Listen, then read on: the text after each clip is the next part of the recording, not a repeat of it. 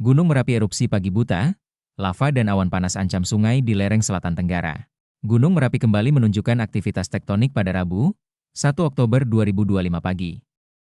Badan Geologi melaporkan Merapi meluncurkan guguran awan panas sejauh 1000 meter ke arah Kali Putih pada pukul 5.53 waktu Indonesia Barat. Amplitudo maksimum tercatat 29 mm dengan durasi 92,5 detik. Saat ini, Merapi masih berstatus siaga atau level 3, sehingga masyarakat diminta tetap mematuhi rekomendasi. Potensi bahaya yang diwaspadai berupa guguran lava dan awan panas di sektor selatan barat daya, meliputi Sungai Boyong sejauh 5 km, Sungai Bedok, Kerasak, dan Bebeng sejauh 7 km. Sementara di sektor Tenggara, potensi ancaman meliputi Sungai Woro sejauh 3 km dan Sungai Gendol hingga 5 km. Jika terjadi letusan eksplosif, lontaran material bisa mencapai radius 3 km dari puncak. Suplai magma yang masih berlangsung juga berpotensi memicu awan panas guguran di dalam zona bahaya.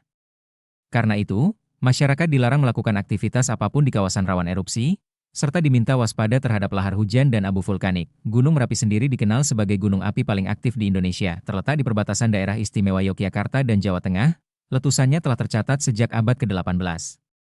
Beberapa peristiwa besar diantaranya, tahun 1768, 1822,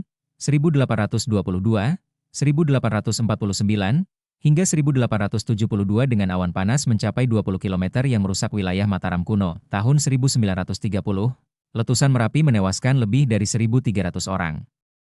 Pada 1994, awan panas meluncur sejauh 6,5 km dan menelan 60 korban jiwa. Tahun 2006, erupsi berbarengan dengan gempa Yogyakarta memperparah dampak bencana. Letusan terdahsyat terjadi pada 2010 dengan VA4.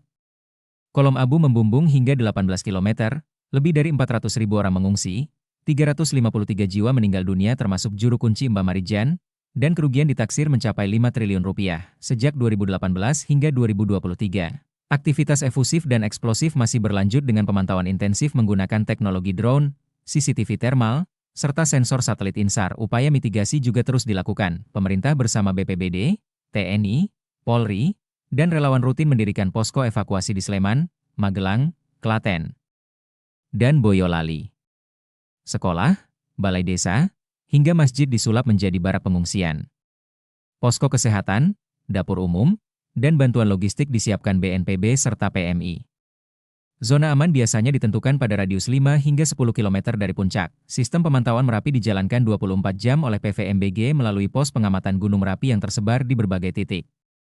Informasi status gunung disampaikan lewat sirine, radio komunitas, hingga media sosial agar masyarakat bisa segera melakukan evakuasi bila diperlukan. Dengan status siaga saat ini, masyarakat diimbau untuk selalu waspada, tidak mendekati kawasan berbahaya, dan mengikuti arahan petugas demi keselamatan bersama.